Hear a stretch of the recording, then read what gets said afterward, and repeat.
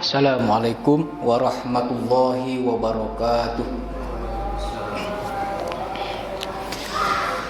Alhamdulillahirabbil alamin. Nahmaduhu wa nasta'inuhu wa nastaghfiruh wa na'udzu billahi min syururi anfusina wa min sayyiati a'malina. May yahdihillahu fala mudhillalah wa may yudlil fala hadiyalah. Asyhadu an la ilaha illallah wa asyhadu anna Muhammadan abduhu wa rasuluh. Allahumma sholli ala Muhammad wa ala alihi wa ashabihi wa man tabi'a hudahu ila yaumiddin. Para jamaah kuliah Maghrib Masjid Mubasyirin yang dirahmati oleh Allah, izinkan saya menyampaikan materi yang berkenaan dengan kitab yang biasa kita kaji, yaitu yang ditulis oleh Imam Qurtubi. Dan sekarang ini kita akan bahas tentang bab maja'a fi ikhtiyaril buq'ah lidafn, yaitu memilih tempat pemakaman ya, ataupun pengkuburan ya. Mudah-mudahan materi ini memberikan manfaat untuk kita semua. Sebelum kita memasuki pembahasan, ada beberapa info penting untuk kita ketahui bersama. Kita sekarang berada di hujung tahun 2022 Masehi. Artinya dalam beberapa hitungan hari lagi kita akan memasuki tahun baru Masehi 2023 ya. Dan ada informasi dari Pusat Riset Iklim dan Atmosfer, yaitu Badan Riset dan Inovasi Nasional atau biasa disebut dengan BRIN, mengungkapkan, beritanya juga tersebar di internet ya, media sosial, bahwa besok pada hari Rabu tanggal 28 Desember 2023 katanya akan terjadi curah hujan yang ekstrim dan badai dahsyat di sekitar Jabodetabek ya. Ini hasil penelitian melalui satelit ya. Ya, kita wallahu alam tidak tahu ya. Cuma ini hasil ilmiah ya. Penelitian secara ilmu pengetahuan ataupun kemajuan teknologi. Oleh sebab itu kita diminta masyarakat untuk berwaspada ya. Ya, dimanapun kita berada ya memang harus waspada. Lebih-lebih kalau ada peringatan seperti ini ya, barangkali untuk tidak bepergian, paling tidak tinggal di rumah nyaman gitu ya. Karena kalau bepergian khawatir juga terjebak ekstrimnya curah hujan ya. Apalagi kalau berkendara itu bisa merepotkan kita ya. Kalau misalkan kena banjir ya, kita sedang berada di kendaraan, itu bisa merugikan atau bisa mengancam jiwa kita.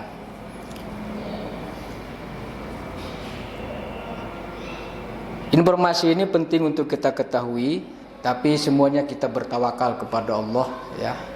Mudah-mudahan Allah Subhanahu wa taala menjaga dan melindungi kita dan keluarga kita semua. Ya, amin ya rabbal alamin. Baik.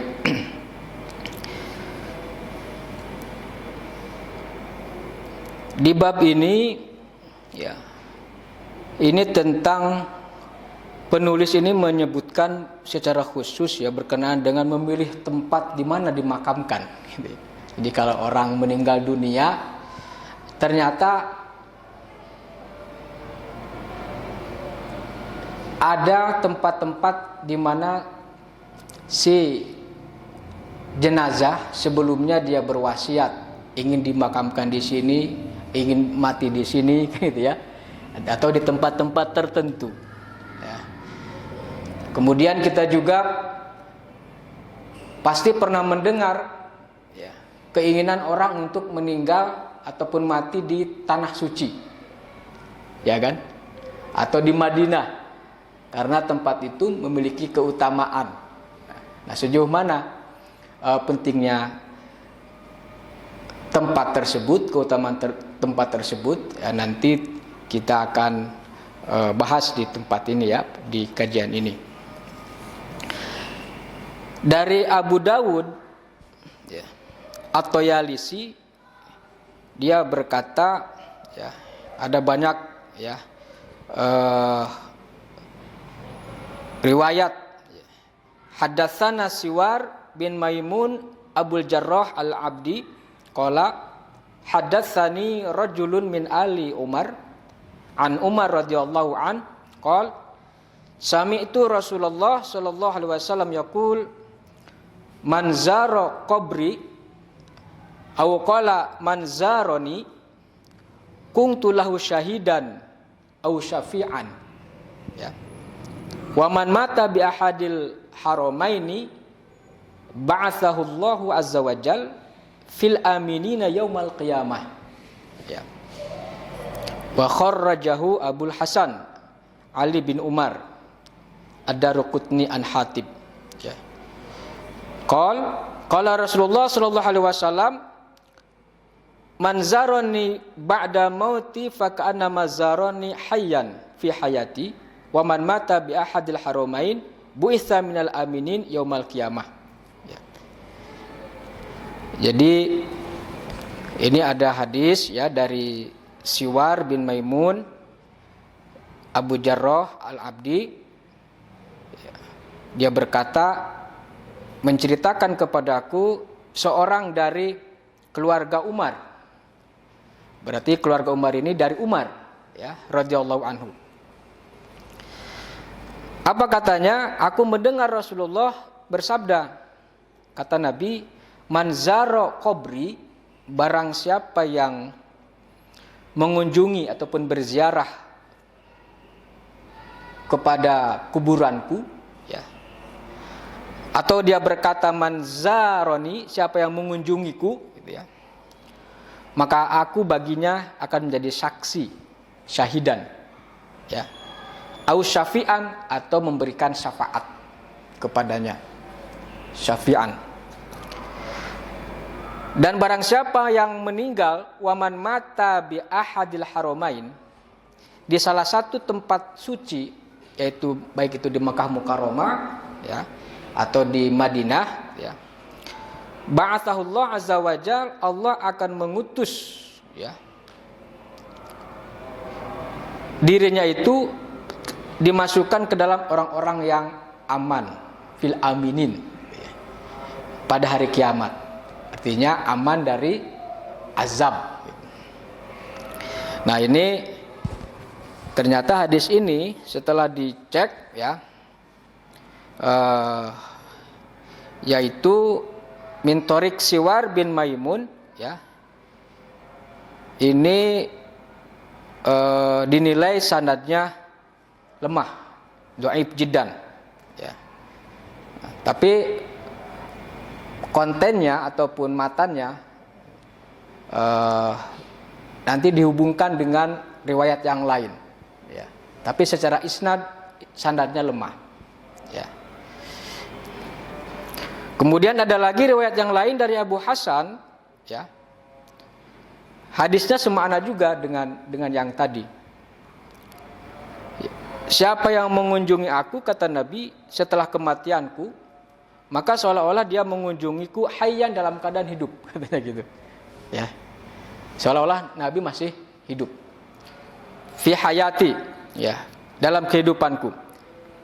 Dan barang siapa yang meninggal dunia di salah satu tempat yang suci itu, tanah suci, ya, maka dia diutus ataupun dimasukkan ke dalam golongan orang-orang yang aman ya pada hari kiamat kelak. Nah, hadis ini juga ya, ini ada keterangan di bawahnya, akhrajahu ad-Daruqutni ya, wal Baihaqi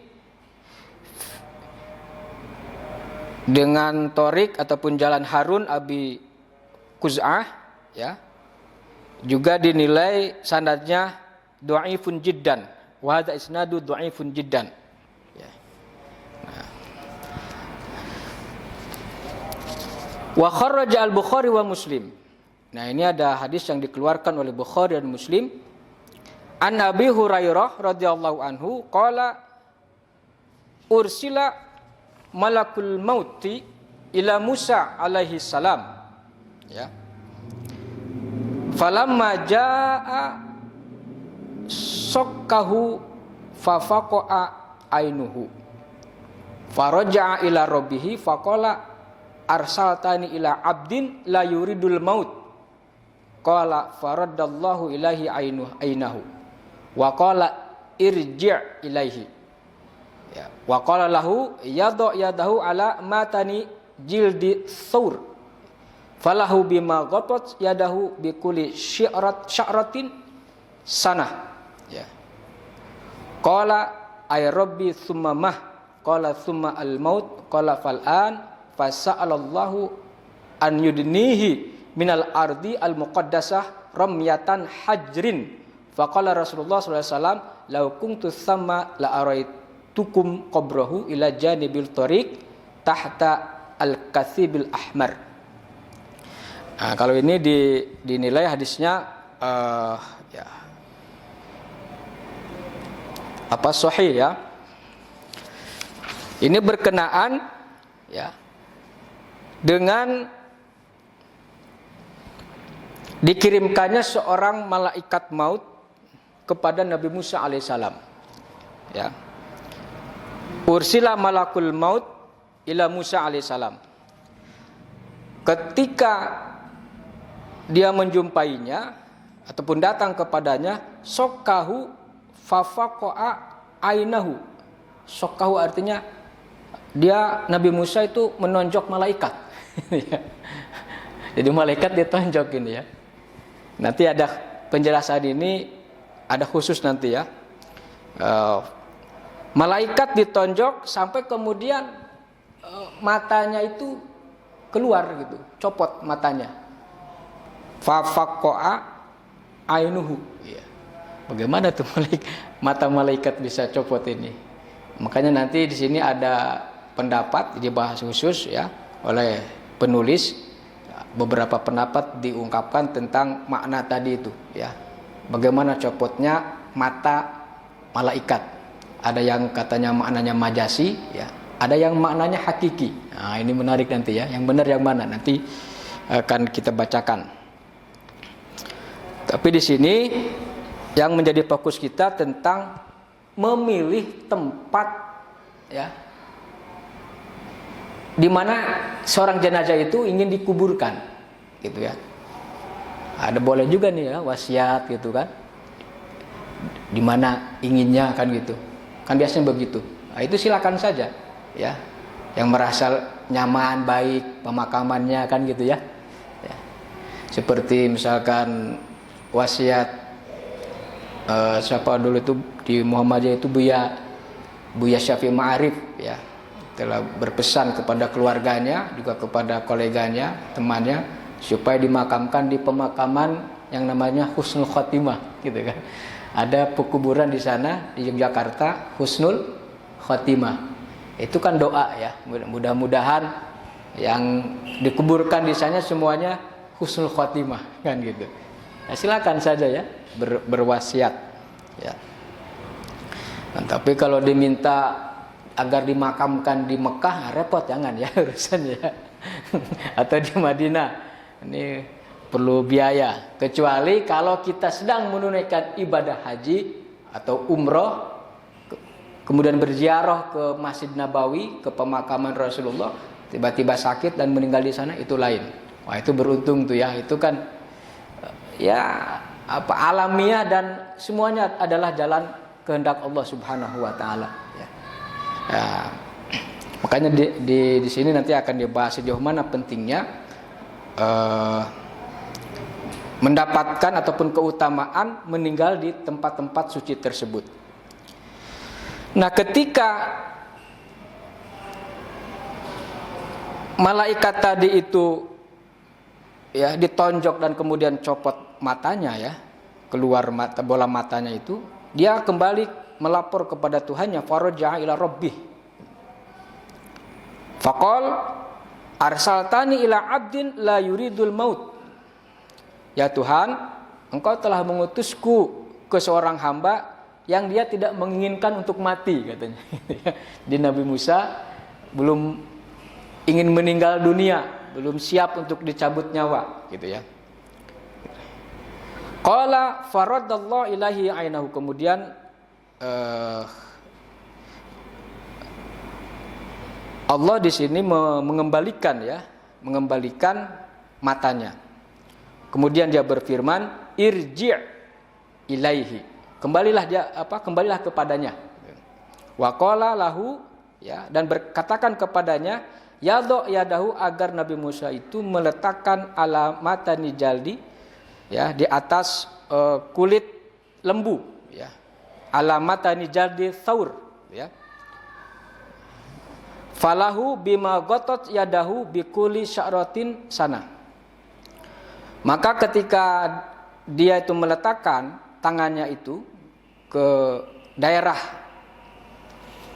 tempat dia memegang sekitar kulit lembu tadi itu, maka katanya gotot yadahu bikuli sya'ratin sana, akan menjadikan, ya, dari setiap bulu yang disentuhnya itu, ya, akan menambah umurnya 1 tahun sana.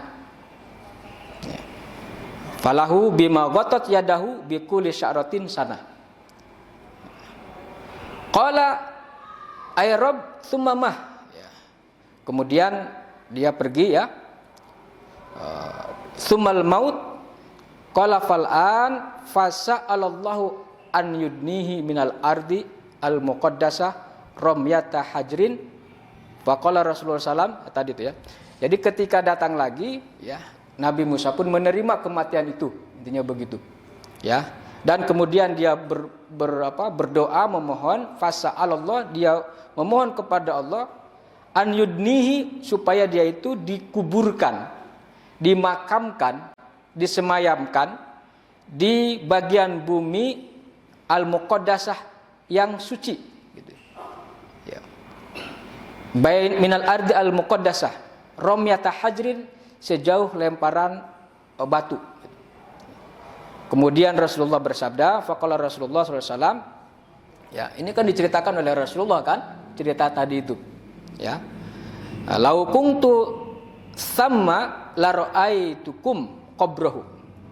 Kalau aku berada di sana, maksudnya di tempat di Palestina, di Ardil Muqaddasah, aku akan perlihatkan, aku akan tunjukkan kepada kalian kuburan Nabi Musa itu, ya, yaitu berada di janibit thoriq, di samping jalan, tahtal kathibil ahmar, ya, yaitu di bawah tumpukan tanah yang berwarna merah. Jadi itu Rasulullah menjelaskannya seperti itu, ya. Jadi kalau aku berada di sana, nanti aku akan tunjukkan kepada kalian di mana kuburan Nabi Musa alaihissalam itu, ya. Ya. Artinya di sini para jamaah yang dimuliakan oleh Allah, ya. Nabi Musa alaihissalam pun di situ berdoa, ya kan? Memohon kepada Allah Subhanahu wa taala agar dia itu dikuburkan di tempat yang suci, gitu. Di tanah suci itu, ya, di tempat yang baik, kan gitu, ya. Ini menunjukkan berarti ada keutamaan tempat itu, ya. Bahkan yang tadi itu ada syafaat, gitu, ya. Kalau misalkan seseorang mati di sana itu akan menjadi akan mendapatkan syafaat daripada baginda Nabi Shallallahu Alaihi Wasallam, kan gitu, ya.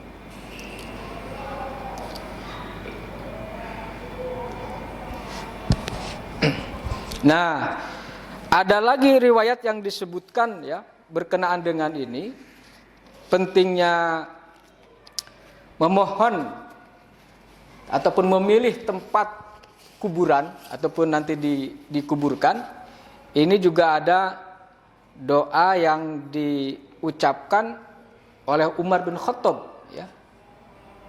Oleh Umar bin Khattab. Apa kata Umar bin Khattab dalam doanya itu? Allahumma rzuqni, ya Allah, anugerahkan kepadaku, ya. Allahumma rzuqni syahadatan fisabilik. Aku ini menjadi orang yang mati syahid di jalanmu. Jadi matikan aku, anugerahkan kepadaku kematian mati syahid, ya. Karena kematian di jalan Allah, ya, memiliki keutamaan yang sangat besar. Maka boleh kita memohon itu, ya, memohon kepada Allah supaya kita juga dimatikan dalam mati fisabilillah, di jalan Allah.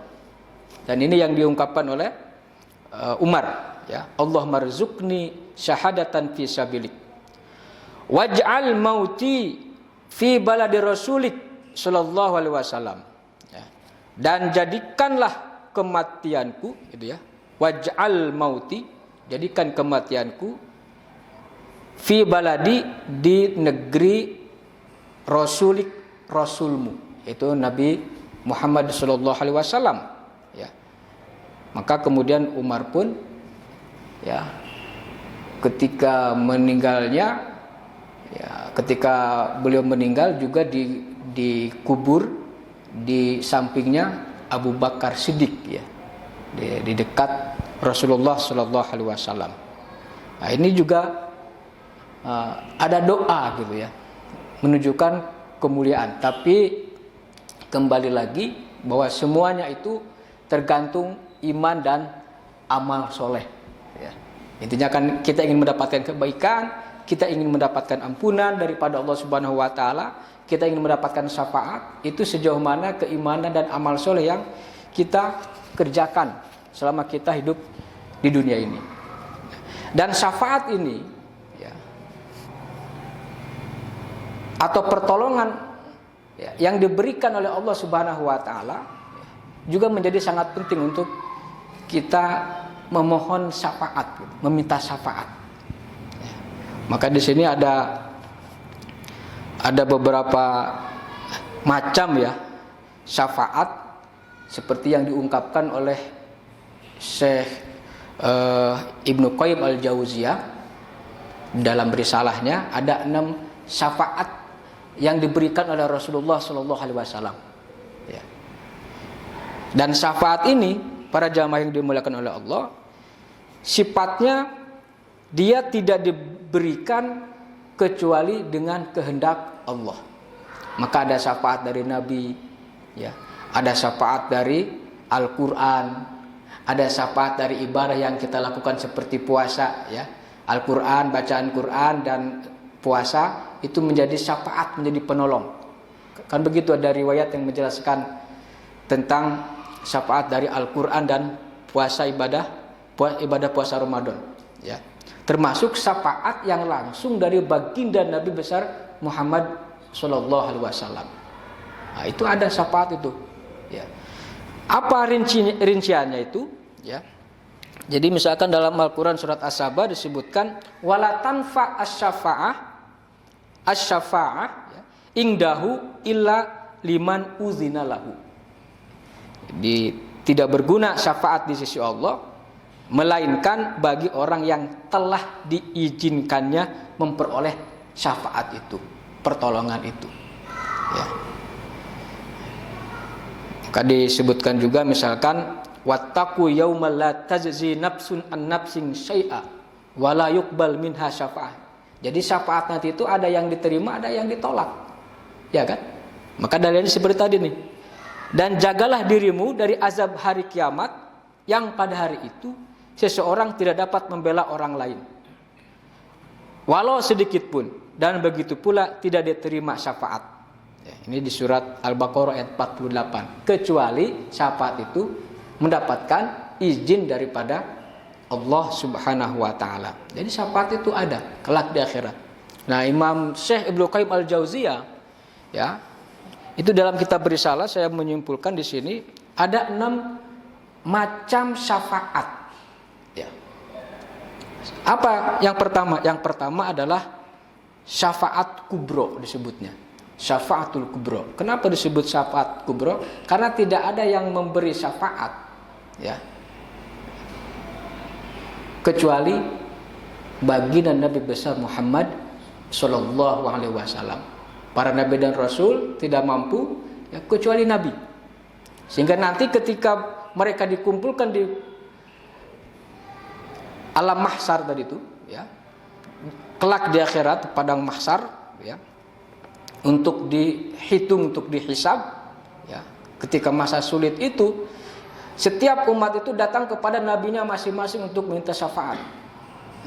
Tapi mereka tidak bisa, lalu kemudian mereka datang kepada baginda Nabi besar Muhammad Sallallahu Alaihi Wasallam untuk meminta syafaatnya. Maka di situ syafaat kubro disebutnya, ya. Nah, ini Rasulullah kemudian meminta kepada Allah Subhanahu Wa Taala agar memberikan pertolongan kepada hamba-hambanya itu. Ya, jadi jika Allah menghendaki, ya Allah berikan syafaat itu. Ya, jadi semuanya tergantung kepada Allah. Yang kedua ada syafaat Nabi Sallallahu Alaihi Wasallam untuk kaum beriman, ya, yakni mereka yang sejatinya calon penghuni surga. Mereka beriman, ya, ibadahnya bagus, ya, maka mereka di sana akan mendapatkan syafaat daripada baginda Nabi Sallallahu Alaihi Wasallam, yaitu mendapatkan kemudahan, keringanan untuk dukhulul jannah, masuk surga. Ya, jadi orang-orang yang beriman yang memang mereka calon penghuni surga, gitu, ya. Di sananya mendapatkan keringanan untuk masuk surga. Yang ketiga ada syafaat Nabi Shallallahu Alaihi Wasallam yang diberikan kepada orang yang beriman, ya, yang melakukan dosa, ya, ataupun maksiat saat di dunia. Ya, ini jadi mereka ini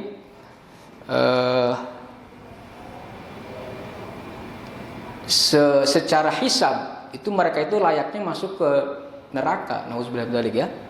Tapi karena mereka mendapatkan syafaat daripada Allah Subhanahu wa taala, itu yang dimohonkan oleh Rasulullah dan kemudian diizinkan oleh Allah Subhanahu wa taala, sehingga mereka pun akhirnya mendapatkan syafaat dan selamat dari ancaman neraka itu.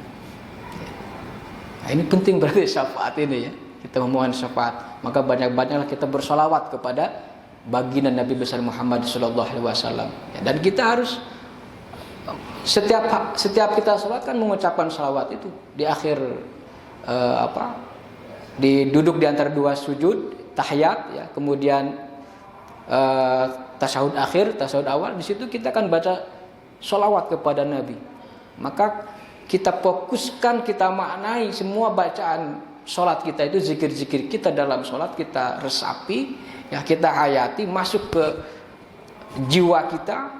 Lalu kemudian disitulah ada kekhusyuan yang kita ini memang betul-betul menginginkan, ya, Allah mengabulkan doa-doa, zikir-zikir yang kita ucapkan dalam sholat itu. Termasuk ketika kita bersolawat, ya, harus dalam keadaan kita ini sadar, kita ini sedang membaca sholawat, menyampaikan sholawat supaya kebaikan kesejahteraan itu kepada Nabi Sallallahu Alaihi Wasallam, kan begitu, ya. Allahumma sholli ala Muhammad wa ala ali Muhammad kama sholaita ala Ibrahim wa ala ali Ibrahim wa barik ala Muhammad wa ala ali Muhammad kama barakta ala Ibrahim wa ala ali Ibrahim fil alamin innaka Hamidum Majid.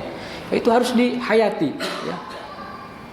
Dihayati. Mudah-mudahan ketika kita membacakan itu dengan kekhusyuan jiwa kita, dengan kehadiran hati kita, ya, kelak kita mendapatkan kemudahan untuk mendapatkan syafaat dari baginda Nabi besar Muhammad Sallallahu Alaihi Wasallam di akhirat.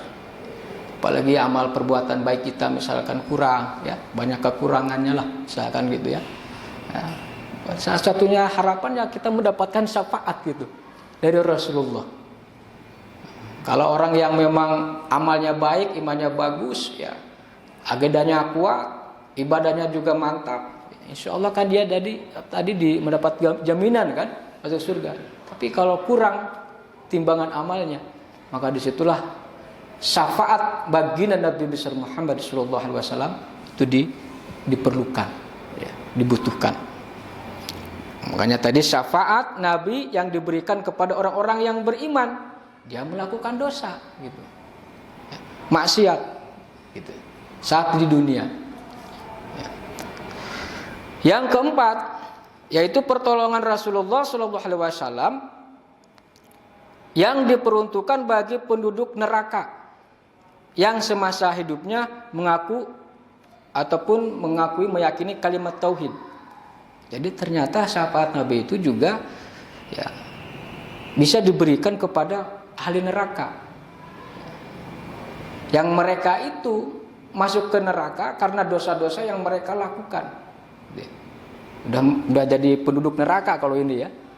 Nah, dengan syafaat dari Nabi Shallallahu Alaihi Wasallam, ya, karena mereka itu dalam hatinya ada pengakuan iman kepada Allah, mengakui la ilaha illallah, tidak ada Tuhan selain Allah, maka mereka pun mendapatkan syafaat itu. Sehingga yang tadinya mereka berada di neraka itu bisa diringankan dan bisa dikeluarkan dari neraka itu dan dimasukkan ke dalam surga. Ya. Nah, ini syafaat, pentingnya syafaat. Termasuk juga di sini menunjukkan para jamaah yang dimuliakan oleh Allah Subhanahu wa taala, pentingnya kita menjaga tauhid murni, ya. Artinya kita hanya mengakui beriman kepada Allah Subhanahu wa taala, tidak ada Tuhan selain Allah. Maka hindari segala bentuk perkara-perkara yang menyekutukan Allah Subhanahu wa taala. Perbuatan syirik dijauhi, ya. Tauhid murni, ya. Kita mengakui bahwa yang patut, yang wajib disembah hanya Allah Subhanahu wa taala, yang kemudian oleh para ulama kita disebut sebagai tauhid uluhiyah, ya. Tidak ada yang wajib diibadahi, disembah kecuali Allah.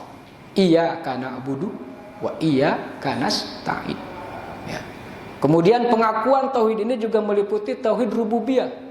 Apa maknanya? Mengakui bahwa tidak ada yang menciptakan langit dan bumi, tidak ada yang memeliharanya, ya, menjaganya kecuali Allah Subhanahu wa taala. Ya, semuanya ada yang menjaga, yang menciptakan. Itu disebut dengan rububiyah. Ya. Ya. Maka para jamaah yang dimuliakan oleh Allah, jika ada orang yang dalam ketika di dunianya, ya, kalimat tauhid itu ada dalam hatinya, tapi kemudian dia lemah dalam mengejawantahkan nilai-nilai tauhid itu. Artinya malas berbuat kebaikan, ya, ibadahnya malas, lalu kemudian justru dia melakukan satu perbuatan dosa, tapi dia beriman, ada kan gitu, ya. Dia beriman kepada Allah, masih ada keimanan gitu. Tapi tidak ada daya dan upaya untuk melakukan mengimplementasikan keimanannya itu. Ternyata orang yang seperti itu juga ternyata berpotensi untuk mendapatkan syafaat kelak. Jadi mereka dimasukkan ke dalam neraka itu, ya. Tapi karena dia ada tauhid, beriman, akhirnya dia dibebaskan. Kecuali kalau orang-orang yang kafir, gitu kan. Orang-orang tidak beriman kepada Allah, berpaling dari kebenaran dan menempuh jalan kesesatan. Orang-orang kafir kan diancam banyak ayatnya, khalidina fiha, gitu kan. Mereka kekal di dalam neraka jahanam itu. Khalidina fiha, artinya selama-lamanya. Kemudian yang kelima yang disebutkan oleh Syekh Imam Ibnu Qayyim Al-Jauziyah dalam kitab risalahnya itu, yaitu syafaat Nabi Shallallahu Alaihi Wasallam bagi para penghuni surga. Oh, ternyata orang-orang yang sudah masuk surga pun dia akan mendapatkan syafaat juga. Kenapa? Karena di situ mereka akan dinaikkan derajatnya, makomnya. Dari level surganya kan macam-macam. Jadi akan dinaikkan, ya, ke level yang lebih baik lagi, ke level surga yang lebih kelas VIP-nya kali, Pak, ya, kita ini. Kenapa? Karena dia mendapatkan syafaat. Jadi orang yang ahli surga pun itu berkemungkinan, ya, bisa mendapatkan syafaat pertolongan daripada Allah daripada Nabi Shallallahu Alaihi Wasallam dengan izin Allah, ya, yaitu dengan cara mereka dipindahkan dari derajat surga ke derajat yang lebih tinggi lagi. Nah. Lalu yang keenam, yang terakhir adalah syafaat Rasulullah Shallallahu Alaihi Wasallam untuk anggota keluarga yang meninggal dalam keadaan kufur. Seperti misalkan Abu Thalib, pamannya ya kan luar biasa membela Rasulullah, ya. Nah, disebutkan dalam sebuah riwayat juga, karena Abu Thalib itu tetap kufur gitu kan, tidak mau dia diajak beriman gitu, kufur dia. Nah, pengecualian ini dia akan mendapatkan syafaat dari Nabi, lalu kemudian diringankan azabnya oleh Allah Subhanahu wa taala, ya. Nah, ini keterangan yang disampaikan oleh Ibnu Qayyim al-Jauziyah berkenaan dengan 6 macam syafaat baginda Nabi besar Muhammad sallallahu alaihi wasallam. Ya, mudah-mudahan kita semua di sini mendapatkan syafaat baginda Nabi sallallahu alaihi wasallam. Ya. Makanya para jamaah yang dimuliakan oleh Allah, ya, selain tadi dari syafaat dari Nabi Shallallahu Alaihi Wasallam, Nabi pun pernah menjelaskan kepada kita, ya, bahwa puasa yang kita lakukan, yang kita kerjakan, baik puasa sunnah ataupun puasa Ramadan yang wajib, itu juga akan menjadi syafaat, akan menolong kita. Maka rajin-rajinlah kita berpuasa sunnah Senin Kamis, ya kan? 6 di bulan Syawal, kemudian puasa Yaumul Bid'a 3 hari di setiap pertengahan bulan tahun Hijriyah, kan begitu ya. Dan puasa-puasa sunnah yang lainnya, lebih-lebih puasa Ramadan. Makanya kata Nabi, as-siyamu wal Qur'anu yasfa'ani li'abdi yaumal qiyamah, ya.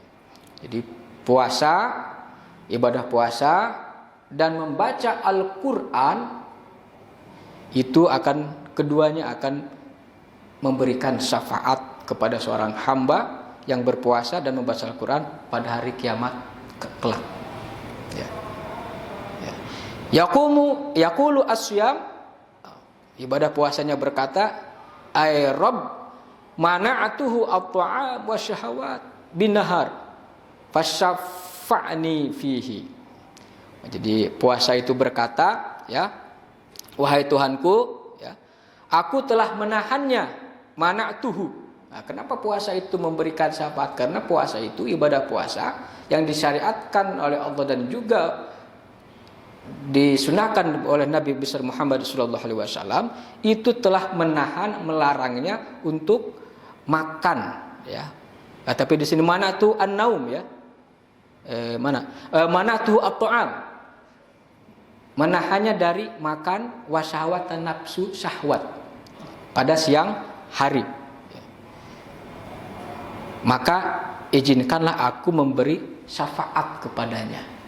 Artinya puasa yang kita kerjakan itu akan memohon, mengajukan, merekomendasikan kepada Allah Subhanahu wa taala supaya orang yang berpuasa itu, ya, mendapatkan pertolongan.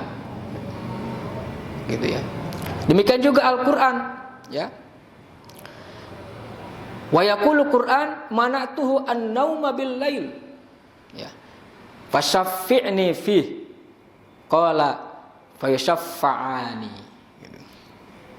Jadi Al-Qur'an juga demikian, ya. Aku menahannya, melarangnya dari tidur di waktu malam, karena dia senantiasa berzikir, membaca Al-Qur'an, menghafalnya, mempelajarinya, gitu ya. Maka izinkanlah aku memberikan syafaat kepadanya. Jadi fasyaffa'ni fihi. Qala, maka keduanya pun diizinkan memberi syafaat itu. Masya Allah. Maka para jamaah yang dimuliakan oleh Allah, ya, setiap kebaikan, yaitu amal soleh tadi itu, ya, itulah yang menjadi bekal kita. Ketakwaan itu bekal kita untuk mendapatkan pahala yang besar. Kalau timbangan amal kita ini lebih berat timbangan baiknya, ya insya Allah kita akan tenang, akan selamat, ya, hasanah fid dunya wal akhirah. Para jamaah yang dimuliakan oleh Allah Subhanahu wa taala. Maka ini tadi saya penjelasan dari hadis yang tadi dhaif itu, ya. Walaupun tadi dhaif, tapi ini riwayatnya banyak juga berkenan dengan itu, ya. Jadi kuntu lahu syahidan au syafi'an. Jadi kalau misalkan kita mengunjungi, ya, makam ataupun kuburan Rasulullah ataupun meninggal dunia di Madinah, di tempat tanah suci itu, maka itu dalam hadis yang disebutkan di sini, dia akan, Rasulullah akan menjadi saksi sekaligus juga akan meminta pertolongan ataupun syafaat.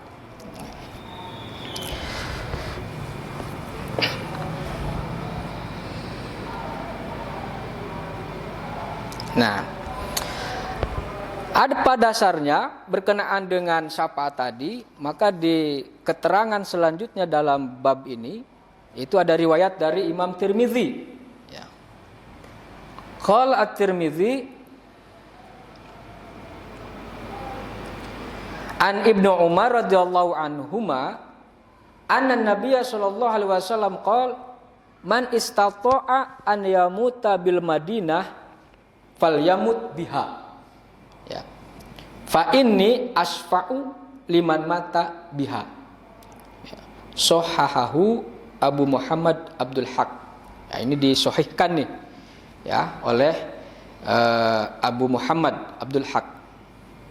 Jadi apa kata Nabi dari yang diriwayatkan oleh Imam Tirmizi dari Ibnu Umar radhiyallahu anhuma, Nabi bersabda, man istata'a, barang siapa yang mampu, yang bisa, ya, an yamuta, mati, bil Madinah, di kota Madinah, fal yamut biha, maka matilah di kota itu ataupun di Madinah itu. Kalau bisa silakan, upayakan gitu meninggal di sana. Ya. Maka di sini berarti bukan, ya, kalau ingin mati di sana berarti harus tinggal di sana kita, Pak, gitu. Ya. Atau ya tadi, ya, kita nggak tahu, kita sedang berziarah ke sana, yang meninggal bisa saja kan gitu. Ya. Atau mukim di sana untuk mengharapkan meninggal dunia di sana, boleh nggak? Ya boleh saja, silakan. Yang mampu silakan gitu. Makanya banyak di antara orang-orang, ya, di dunia ini, kenapa Madinah begitu cepat penduduknya padat gitu, ya, termasuk juga di Makkah itu, padahal tanahnya gersang, ya, karena orang di antaranya itu mengharapkan bisa meninggal dunia di sana gitu. Ya, di antaranya lah. Selain tadi ada tujuan untuk melakukan ibadah umrah ataupun ibadah haji, ya. Jadi ini hadisnya, ya. Selain itu, ya, kenapa pentingnya meninggal dunia di Madinah itu? Fa inni asfa'u liman mata biha. Karena sesungguhnya aku, kata Nabi, akan memberikan syafaat kepada orang yang meninggal dunia di sana. Ya. Akan memberikan pertolongan yang tadi, ya, macam-macam syafaat Rasulullah sudah kita jelaskan, sebagaimana yang disebutkan oleh Imam Ibnu Qayyim al-Jauziyah. Ya. Ya, jadi mendapatkan syafaat. Ya, itu dah diantara keutamaan meninggal dunia atau dikuburkan di sana, ya. Ternyata diantaranya kemungkinan besar akan mendapatkan syafaat dari baginda Nabi besar Muhammad sallallahu alaihi wasallam. Wa fil Muwatta, dalam kitab Muwatta Imam Malik, ya, Anna Umar radhiyallahu anhu kana yaqul, dia juga berkata, dari Umar, ini banyak dari Umar. Nah, ini yang tadi itu, ya. Allahumma rzuqni syahadatan fi sabilik wa wafatan fi biladin nabiyik. Nah, kalau di sini lafaznya seperti itu, ya. Ya Allah, Allahumma rzuqni, Karena ini di Muwatta ini ya.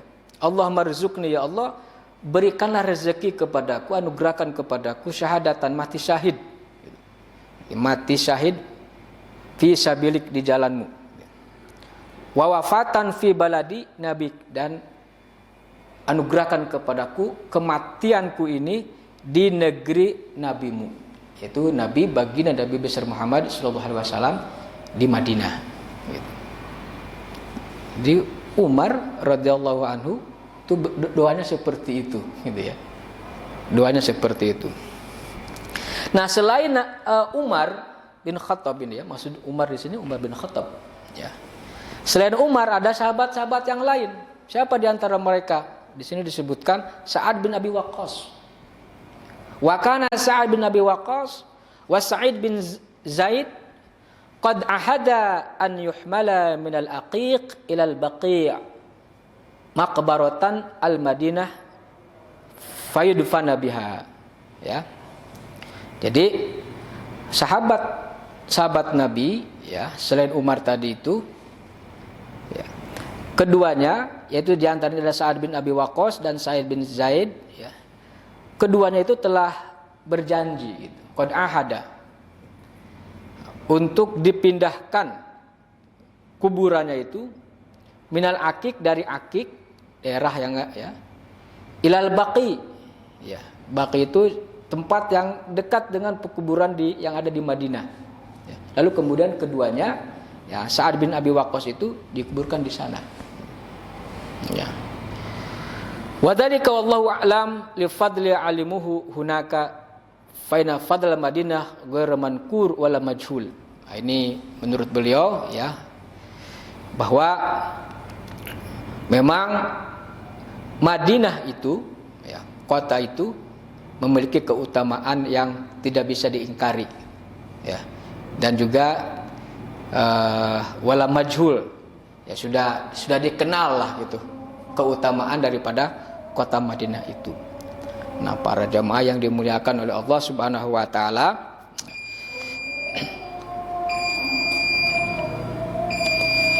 itulah kajian kita pada maghrib ini ya, bahwa ternyata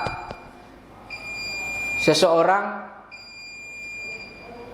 boleh saja menginginkan, mengharapkan, pertama kematiannya adalah kematian dalam keadaan syahid, syahadatan fisabilillah, mati syahid di jalan Allah Subhanahu wa taala. Itu yang harus kita mohonkan.